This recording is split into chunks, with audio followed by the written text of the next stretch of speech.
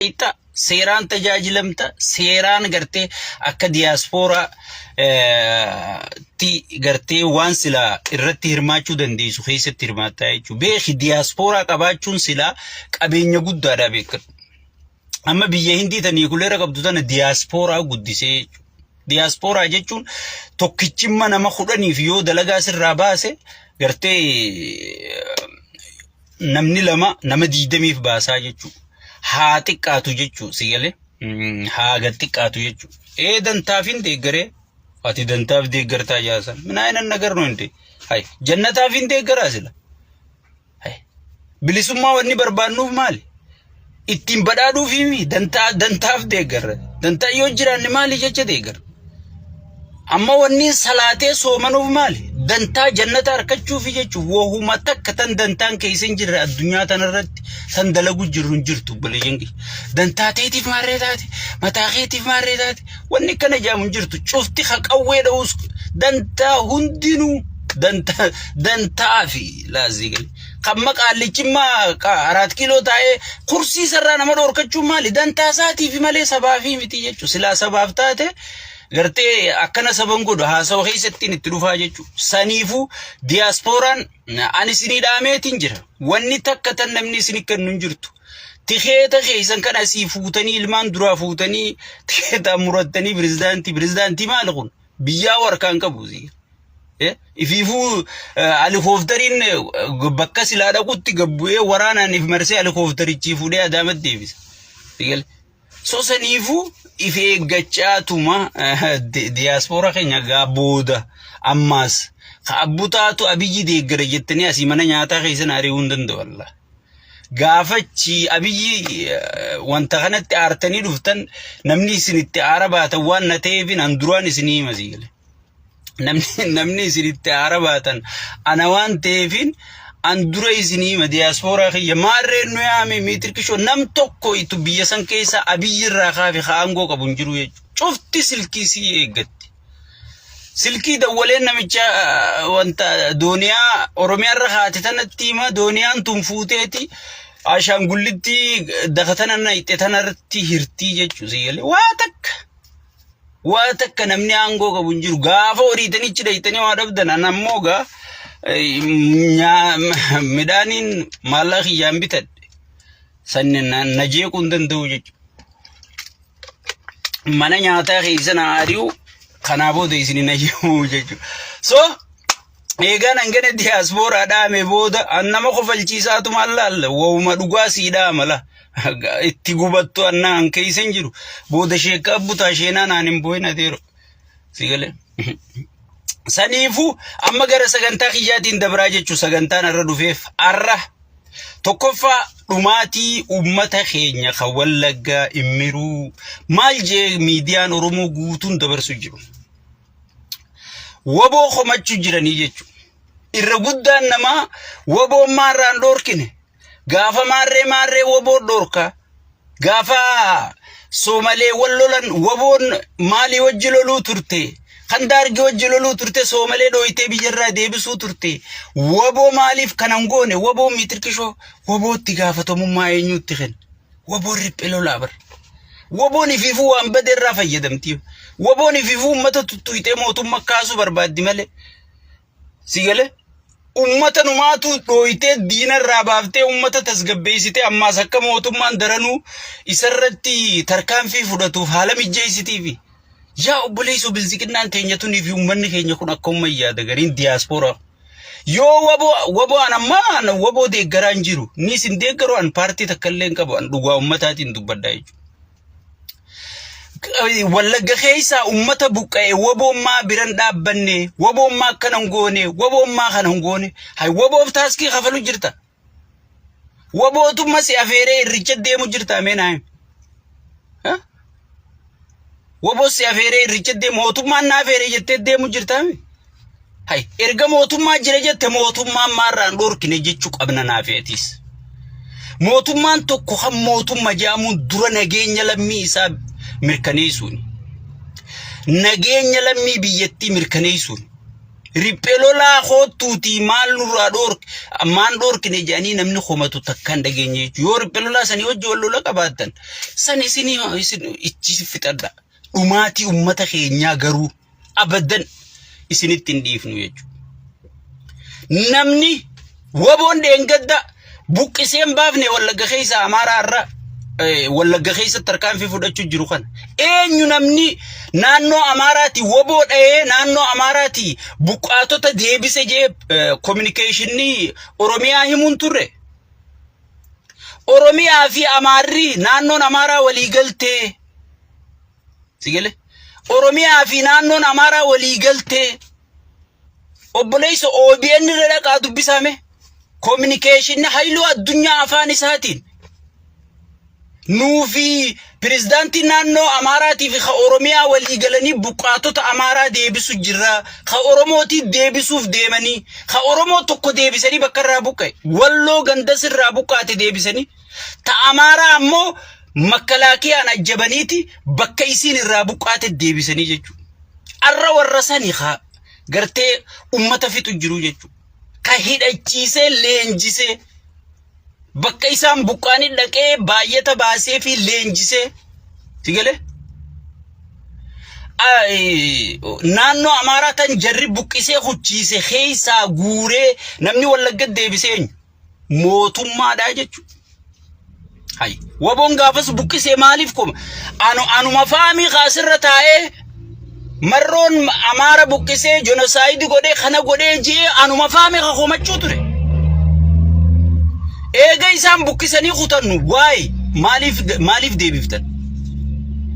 Maaliif deebiftan? So kana katti gaafatamu mootummaadha jechuudha. Hagartee ummata buqqa'e fuudhee ichi jechaasee arra ummata ficcisiisu jiru mataa mootummaati jechuudha. Fedhu haadachaasu fedhu haadhiisu mootummaan tokko ummata isaa ummanni wanni gibira waraanaa kafaluuf maali? Wanni poolisaa kafaluuf maali? Wanni milishaa kafaluuf maali? Warri nageedu guutuudha. Ummata gibira ummataatiin jiraachuu jirti bar nageenya kiyyanaa eeysisii jechuudhaaf. Mootummaan tokko kan mootummaa jaamu nageenya ummataa yoo mirkaneesse qofa jechuudha.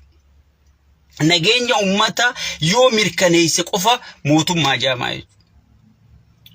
Ripheelolaan ammoo ifiifuu akka ummannitti miidhamee mootummaan rakka'uu barbaada bar. Sigale. Inni ripheelolaaf bar kun guuzaatu kana bar rabbiin kenneefiiwi. Du'aayitu irraa qeebalamee bar. Ummanni rakkatee mootummaan kun nageenya nuu mirkaneessin. Ekonomii keenya qaala'insa jireenyaa to'achuu hin dandeenye maal godhuu hin dandeenye ijoolleen nuu barachuu hin dandeenye jedhee mootummaan akka itti ka'uu barbaada bar kan nageenya ifiifuu halkanii guyyaa yoo ummanni nageenya qabaanne kufee baqee caphee khafiduu qabu bar mootummaadha bar. Taa'eeti na wajjiin taa'eeti kana ga'ee dhorke shaneedhaa jaa. Shane ammoo oggii garagalche daangaa Suudaan irraan buufne maal irraan buufne fildi karshaan annamicha san bar lubbuufiin fildi karshaa jaan isin fildi marshaal jettaniin fildi karshaa arra maqaa isaan baafne fildi karshaan taa'eeti kuunoo Suudaan hin baafne maal hin baafne jaa sigale memma dubbiin inni dheengadda dubbate laala. Dubbiin inni dheengadda dubbate immoo Ugaadeen hunda lafaa kaaftee lafaatti kaaftee girgirii keessa nama waan dubbatuu fi waan haasa'u hin beekne jeneraalli tokko gabba'ee waan takka dubbate jennaan fedhu ganda san gubee dhabamsiisee waan san mirkaneessee sigale waan san mirkaneessee sigale fildi marshaalummaa isaa mirkaneeffachuu qaba malee sigale waa torbaan lama dhabamsiif maarree dhabamsiif kunoo daangaa Suudaan irra horii jirti hoggi immoo ummanni nagaa hin qabnu way maal hin qabnu jee waboo kana godhe waboo mana barnootaa gube haya daangaa Suudaan irra jirti hin jenne dheengat yaaddoo nageenyaatii miti hin jenne akkamiin arra dhuftee yaaddoo nageenyaa taate fannoo taatu caccabsine daareessine baysine way dhukkee goone daaraa botoroo goone haya eeysaanii dhuftee wanta qabatte eeysaan dhuftee booset qabattee alaabaa opiidiyoo gubdee yashanee alaabaan hojjettee gubbaadhii chiftii miikuno eeysaa dhufte moo roobeeti ol magarse rooba abiyyinii rooba juusantu roobee shanee fi fannoo magarse Roobeysa bakka takka roobeysaan dura adii siyaar roobini yoo inni roobni isaa sun magarsu jiraate sigale darra galatoom darra galatoom sorry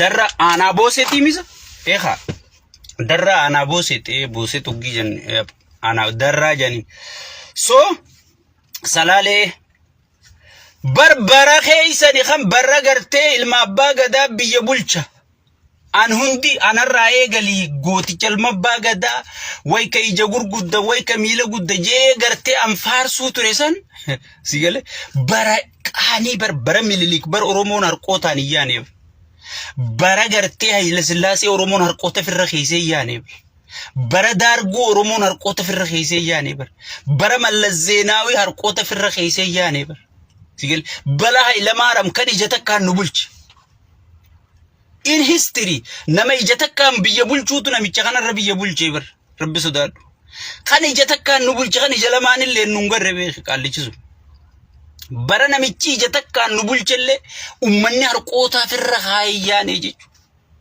sigale bara oromoo biyya bulcha hireen oromoo maal harka kufte hireen oromoo kan harka kufte jennee gartee nuti ana an tokkoffarraan jira gaayee keeysaa ibbaasuun danda'u amma badde jee keeysaa ibbaasuun danda'u jechu oromoo namni keenya beeyta uggii dubbiin baddesi duubaa baqata yoo baddees walumaan banna laallu amma bilziqinnaan toltus walumaan tolla bilziqinnaan badduus dubbiin tiyya keeysaa ba'uun danda'u jechu walumaan hin bada so anarraa eegalii ilma abbaa gadaati jaarraa abbaa gadaachi jira waaqoo guutuuchi jira taaddasaa birruu jira maarree birruu jira osoon jenne boskiin nama kanatti oriinuuti bara nagartee nuti kas jennee dhaadachuu turre oromoon harqoota hayyaate jechuudha ani arraas numaan dubbadha buruus numaan dubbadha oromoon dhugaa takka fitti hima oromoon dhugaa takka fitti hima dhugaan lama hin qabdu takka malee takka namni kun dhugaan ilma oromooti jala hiriira waliin diina isa nyaatee nullee nyaachuu deemu kana cabsa takka keenyaa miti jala muraa illiitiin oromoo sigale warri oromoon isin dhageessu jala muraati irra duula jechuudha wohuma lamaan kana malee dhugaan laman qabdu takkuma malee sigale takkuma malee laman qabdu tana shakkii beegaa keessa tana shakkii be bara isaatiin sinje kan ummanni harqoota ayyaane so arra osoon Tigree fi Amaarri dheengadda akkasii wal fixe Shaabiyaa fi dheengadda dhuftee Zaanjaan ummata kana gudeedu turte sigale Zaanjaan ummata kana gudeedu turte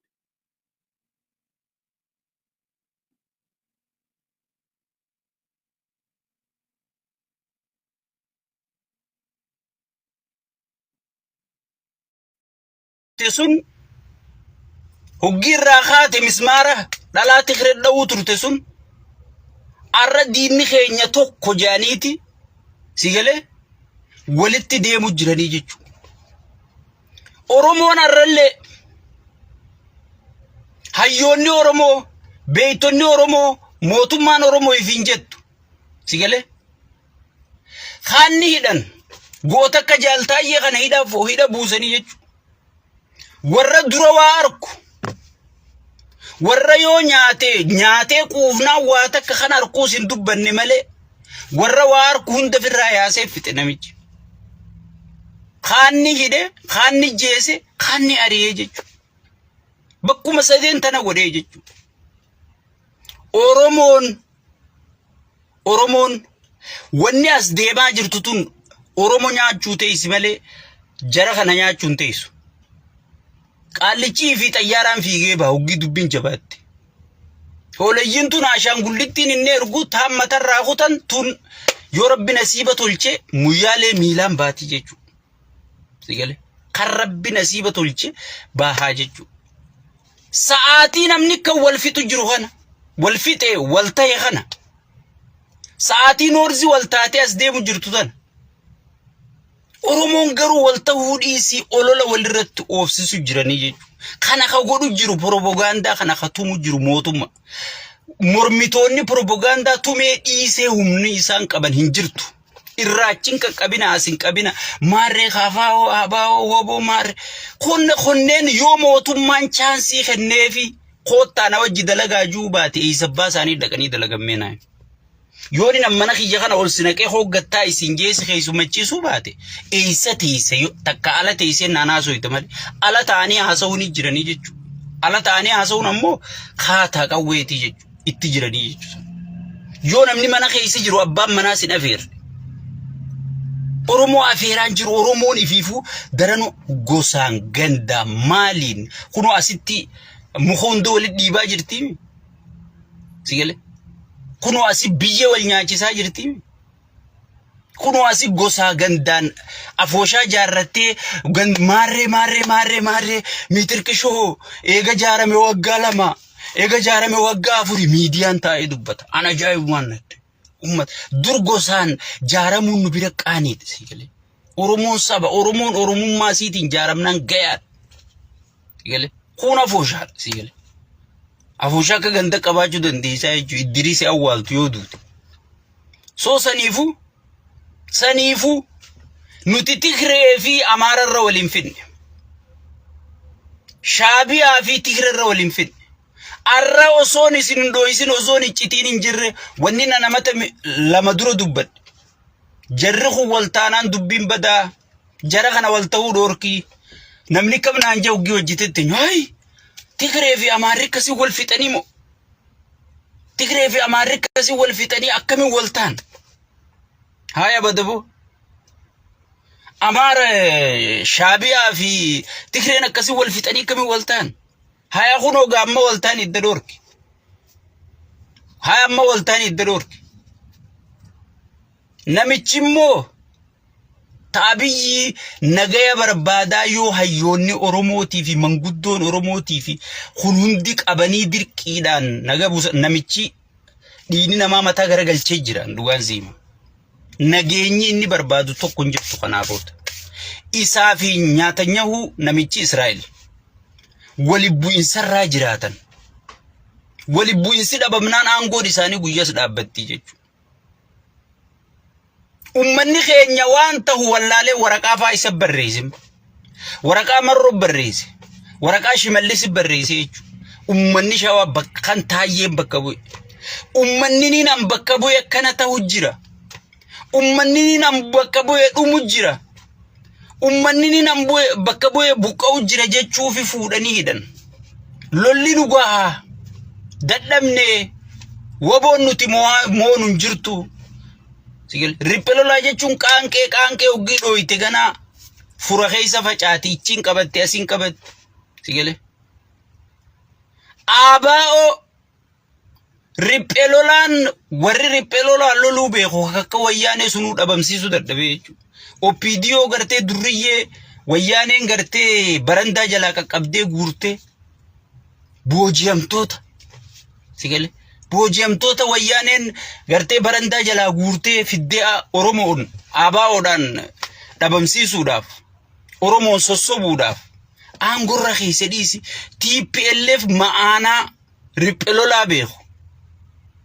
TPLF gartee isaanii wajjillee battala qabatee lolee beeku kunuu dhabamsiisuu dadhabee jechuudha. Kana dhabamsiisuu hin dandeessu. Dadhabne haaraaramnu kajeessanu fuudhanii hidhaa buusanii jechuudha. Akkamitti araara dubbatte jedhe bar ministeera nageenyaa janiichi kaaniiti hoggii inni waa'ee nagaa dubbatu fuudhanii hidhaa kaanii jechuudha. So ummata santu barreeffatee jechuudha waraqaa. Waraqaa tana dhaga'uuf ta'a dhaga'uuf hin taa'u. Waraqaa mi osoo madaafatti dhooyitee dhaga'u hin taa'u. Ani isinumaafin hima. Amalasaa sirrittiin beeka waan ta'eef isinumaafin hima waraqaa mi madaafaa yoo dhooyite Oromoon ni tuffata. Oromoo akka wayitti osoo waraqaa san Amaarrifaan barreessee irra dhageetti qabdi malee waraqaa Oromoo irraa barrooyteef Abiyyi deebii kenna jettee yoo teesse harka kana yoo dumuceessitee asin na dhiibdee irra na seenaa jechuudha kana. Sigale. Saniifuu jarri dheengadda kan wal fixu jiru wayyaanee fi Tigree fi Amaarri kan wal fixee wal ta'e Oromoon wal ta'uu qabdi jechuudha. kana wal taasisuuf hayyoonni yoo wal taasise malee wallahi namichi kun fudhachuun ta'a. Waltaa Oromoo keessaa inni ni khasaara malee fayyadamu. Oromoo yoo wal taate gaafii isii ta ganama deebitii jechuudha. Finfinneen meer, afaan Oromoo meer, ifiin bulchuu meer, kanatti as deebitii jechuudha Oromoo. Saniifuu waltaa Oromoo inni kaayyoon isaa facaasee jiraachuu amma mootummaa gandarra maaliif gabbuusan? Tokkicha dubbate ichuma macalaasuufi jechuudha. Tokkicha ganda keessaa dubbate ichuma macalaasuufi jechuudha. Sigale? Saniifuu aan ummata Oromooti wanniin jiru. Ummata Oromooti wanniin dhaamu. Waraqaan isin barreessitan illeen Abiyyi barreessitan, Marroo barreessitan, Shimallis barreessitan waliin teenyee ilaalla. Deebiin isin harkattu takka hin jirtu. Ana isin dheengadda barreessitanii aanarraan isinii deebiin isin harkattu hin jirtu. Waraqaa sanuu fuudheetu laalu. Laal miskiinni quufe rabbiin abooja. Namichi kun waan keessa ture warri Jimmaa hundinuu ni beekan. Warri duraan isaa wajji ture waan inni keessa ture ni beekan. Arra bakka inni jiru kana yoo laalte miskiinni quufe rabbiin abooja ajan. Oromoon duraan mammaay. Nama duraan tujjaarummaa keessaa dhufe osoo taate gartee namaaf nahaa jechuudha. So saniifuu amma kun quufaa waraqaatti barreessite dhiiftee sigale wallahi abbaa kanaatu siin hin jiru. An sumaafiin himu abbaa kanaatu siin hin jiru. Sumaatu harkeef dhukkubse. Maal ta'uu qabda gaa? Hayyoonni Oromoo, beeytonni Oromoo, abbaan gadaa sigale abbaan gadaatii ka arra jirtan. Seenaan keessan bara keessan keessa gartee bara keessan keessa waan akkanaa Oromoo mudatee jedhanii seenaan teessanillee isin baduu teesse. An abbaa gadaa taan hin baanu. Abbaa gadaa duraanuu tokkichuma kan gamaa gamana ariyan kan ilma keewwoo bojanii gamaa gamana ariyan tokkichuma kanaa jira malee namnummaan xiqqoo abbaa gadaati jedhanii qeensaan gubatan kanaa jira malee tanneen tun duraanuu haadiree biyya alaa tanattu Oromoo folloysuu barteeffaa fuudhanii abbaa gadaa godhan siigale. Tun OPDU magartee isaanii tanafaa ta ummata folloysuu turte tanafaa abbaa gadaa godhan. Saniifuu warrootan gartee abbootii gadaa ifiin jettan ta gartee dhiinni Oromoo kun na dhibe jettan gartee wallahi seenaan isin gaafachuu teesse. Hayyoonninis arra kakkacaljee Oromoo dhumtu. Oromoo arra durriyyeen OPDO tabarandaa jalaa wayyaaneen dheengadda sassaabdee jaartituun akkatti taphattu tana. Warri kan tetteessanii ilaaltan wallahi billahi seenaan boruu isin gaafachuu ta'a. Warra dheengadda bilisoomne jettan narraa eegali. Anarraa eegali. Dhiinni ummata gannaqamuu kun guutuun anaa fi isinillee gubuuf taa'e. Dhiinni Wallagga keessatti kan gannaqamu jiru. Dhiinni Shawaa keessatti kan gannaqamu jiru. Dhiinni Arsii keessa gannaqamu jiru. Miskiinummaan Hararge buute tun. Hay. Wallahi billahi isin gaafachuu taa'e. Soota eegaan hangana jee barattoota yuunivarsiitii waatu isin eeggachuu jira jechuudha. Gaafatti dhayitan harkuuf teessan. Break newsiin isinii qaba.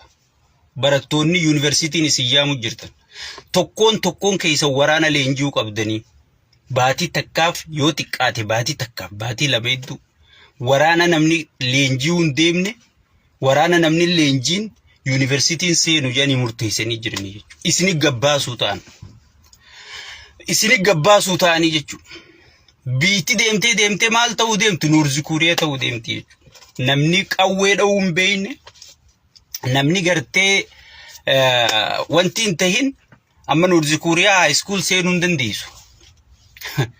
High school seenuu hin dandeessu jechuudha.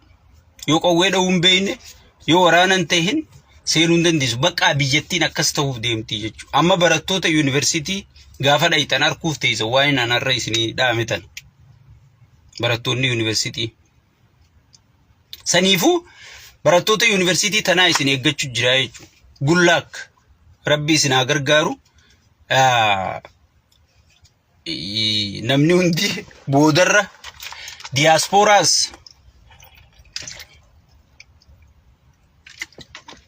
diiyaaspooraas booda akkam godhuu ta'an ayyaana jiraa koottaa jedhaniiti namni gartee baatii takkaaf waraana leenjiin xayyaaran koru isiniin juu ta'an xayyaaran koru isiniin jechuu ta'anii jechuudha. Saniifuu ummanni keenya barattoonni ni tanaa qophaa ummanni keenyaas ijoollee teessan waraanaaf qopheessa ichi ergaa biyyattiin girgirii birootiif deemti jechuudha. Ammaasis anarraas numaan jaa boruus numaan jaa. Rabshaan amma deemu kun Oromoon jaaladhu jibbi wannimma mootummaa jettee teessutun kunnaan namni kun hundi ableesiif qarachuu jira jechuudha.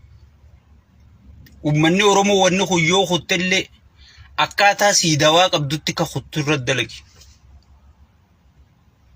Anarraas numaan jaa boruus numaan jaa. Wanni tun yoo kuttellee akkaataa si fayyaddutti ka kuttu. Yoo turtellee akka si fayyaddutti ka turtu irra dalagi malee maal naa dhaba.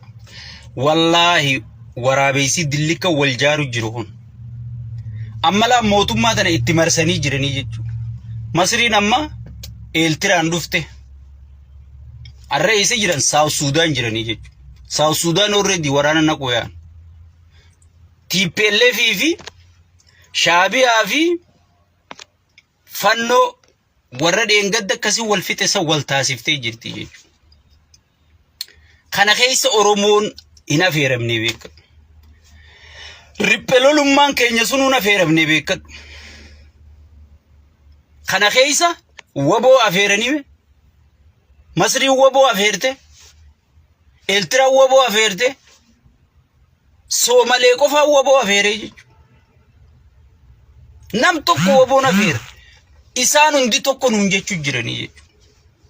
Isaan hundi tokko kalloo isaanii gargari malee isaan hundi keessi isaanii tokko janiiti warri gartee waan kana diiguu deemu nuun affeerini jechuudha. Biitti ta ummataati malee ta namoota tokkooti miti. Ta namoota tokkooti miti. Jechuun kiyya biyya tanaati qabda jechaan jiru. Kanati jibbuu qabdu sirnaa jechuudha. Sirnicha kana si godhu kana garuu huggii namni jiisuu deemu akkaataa si fayyadutti akka jigu qabda. Jigu godhu qabda malee si galee akkaataa diina kee fayyadurra yoo jiide booda gartee re'eetti khurbeessa fidhalte taataa jechuudha. Re'eetti khurbeessa fidhalte taataa jechuudha. Khurbeessi bar kanuma haadhaas gubbuma baabar. Re'eetti nugi khurbeessa dhalte. Bakka geenyaan haadhati jajeen dhiisu gubbuma baa jechuudha. Re'eetti khurbeessa dhalte fidhalte taataa jechuudha. Saniifuu wanni tu yoo turtees akka si fayyaddutti ka turtu. Yoo baddees akka si fayyaddutti akka battu. Ararraa qabii teessee gartee kan itti gaddeemu jiran kun bilziqinna jettee yoo laalte bilziqinnaan tokkoon kun Naayiroobii, kun Jabuutii, kun Ameerikaa, kun Maarree, kun Awurooppaa kutaa jechuudha. Kawaan kana dura irratti hafuu haadhatiyyaa fi abbaa kiyya jechuudha. Haadhateetii fi abbaa keetii jechuudha. Obboleessaa obboleettii teetii jechuudha. Oromoon ararraa qabee maaltu deemaa jira yaaduu danda'uu qabdi jechuudha. Yaaduu danda'uu qabdi jechuudha. Arra dheengadda fildi qarshaan waan hin beekne seenaan beeka jeeti Maarree Eeltiraa Masrii ijaare Iyaadig Masrii TPLF Masrii ijaare inni nu jeneraalummaa isa keessatti argate Iyaadig keessatti argatee bara isaas masrumaa ijaare jechuudha. Matuma biraanuu juulaatu masrumaa ijaare jechuudha. Maaliif jeneraalummaa namni isaa kenne yoo wayyaanee dhaame wayyaanee Masrii ijaare gaje ifi fuchi keessa jeneraala ta'e inni nu jeneraala Masriiti jechuudha. Mataan isaatu si galee namni xiyya dha'uun beeyni fidhawaa jetti Oromoon ogii mammaayitu. namni xiyya dha'uu hin beekne ifit dhawaa jetti. Saniifuu namni waan haasa'u hin beeknes akkana dubbii laaqaa jechuudha. Akkana dubbii laaqa akka isaa kanatti. So dheengadda dhaqeeti wanta je ichirraa qabe gimboo saban wayyaanee ijaaren jedhe dhaabaa amaaraa tokko hin tu'e fannollee wayyaanee ijaare wanta masrii ijaaren jedhe kana hunda isaanii ijaarrate fannoo eenyu ijaarrate beekamaadha Abiyyi ijaare gimboo saban ammoo waan isaanii wajji dalagu jiruuf jecha hin tuqanii jechuudha. Warroottan sabaaf mormu warroottan sabaaf dhaabbatu warroottan gartee federaalizimii sardaneessaa kana hordofan maraawu warra sabaa sablammiin afaan isaa dubbachuu qaba ifiin bulchuu qaba jee amanu hunda maqaa dhadha'ee jechuudha. Warra Itoophiyaanisti maaristi miriyyoo juuhana tokkollee maqaan dhoyne jechuudha. So saniifuu fildi qarshaan dheengadda eenyummaa isaa sirriitti ol baasee jechuudha. Sirriitti ol baafate. An duraaniin je gaafa isin fildi marshaal jettaniin fildi qarshaa jeensi. Qarshaadha malee kun fildi marshaalii miti. Kun fildi marshaalii miti.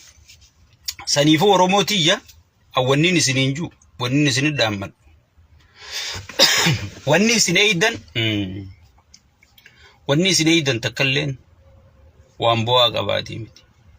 Wanni cuftinu wanni miidiyaa kanarraa haasa'uu turees wanni isin abdachuu turtaniis wanni obuusaatiis takkalleen waa bakka isin eeydan sanii fi guddina keessanii fi beekumsa keessanii fi dandeettii teessanii waliin gittuu jechuudha. Yaa Oromootiyya rabbuma qabda rabbi si haa baraaruun jedha. Itti aansee dhaamsa dhumaatii fi kadhumaa irricha. Arrallee numaan jaan guyyaa irrichi dhufe hundaa numaan lallabaa jechuudha. Oromoo yeroo hunda daansii fi huuyi gartee bakka dibbee dhawanii fi bakka bashannanan bakka iyyantan harkannaan dhumtisaa maaliin laaluu jechuudha. Shaggooyyee harkannaanis numa taphachuu dhiichisa harkannaanis si galee numa taphachuudha jechuudha. Yeroo hundaan arra hin jenne turte gaafa irrichi dura Finfinneetti jalqabamuun je wanni kun seera ta'uu qaba. Irrichi kun seeraan beekame akka mooyilunni seeraan beekame akka iiddi seeraan beekamtetti akka ayyaanni masqalaa seeraan beekametti seeraan beekame kalaandarri biyyattii cufame guyyaa irrichi jiru paarlamaan lallabame akka ayyaana biyyattitti yoon taane gartee hooyyuma bilziqinnaa yoo kuttee wajji kuttuu arran dubbanne jechuudha. Ana arran dubbanne arraas numaan dubbadha. Irrichi kun heeraan mirkanaa'uu qaba. Akka holideey biyyattitti akka ayyaana biyyattitti heeraan lallabamuu qabu. Wanni takka yoo heeraan hin lallabamne bu'aan isiin qabdu gartee urmiin qabdu. Urmiin gartee wahuma asii iyyisiisu tanaa wajji gabaabbatti jechuudha. Amma fakkeenya tokkoon isin hima. Wayyaaneen gaafa aangoo qabdu san waan feete godhuu dandeessi. Walqaa'itteenyaa jettee qabattee ustee wayitti dhiifte paarlamaa Itoophiyaa irra fiddee heera godhattee jechuudha. Arrallee heera sanirra dhaabbattee mormachaa jirti jechuudha.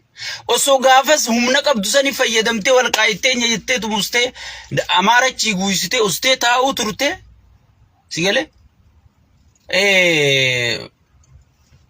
namni isii dhaga'u hin jiru jechuudha. Amma dura waan heera godhatteef garuu namni hundi isii dhaggeeffateeti addunyaan guutuun heera biyyattii murteesseef jettee ichirra dhaabbattee heera sanirra dhaabbattee wanna goote falmaafii jirti jechuudha. Ayyaanni irrichaa kun heera ta'uu qaba.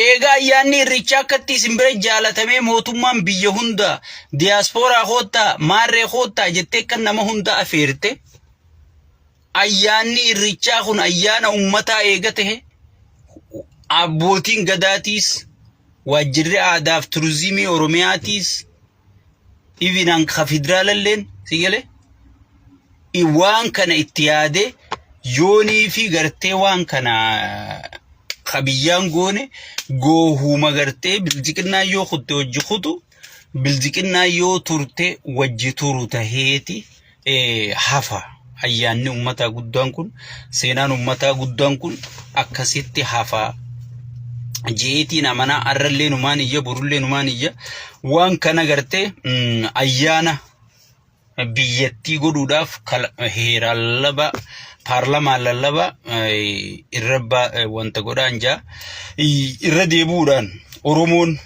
Oromoo waan amma gaddeemu tanaaf if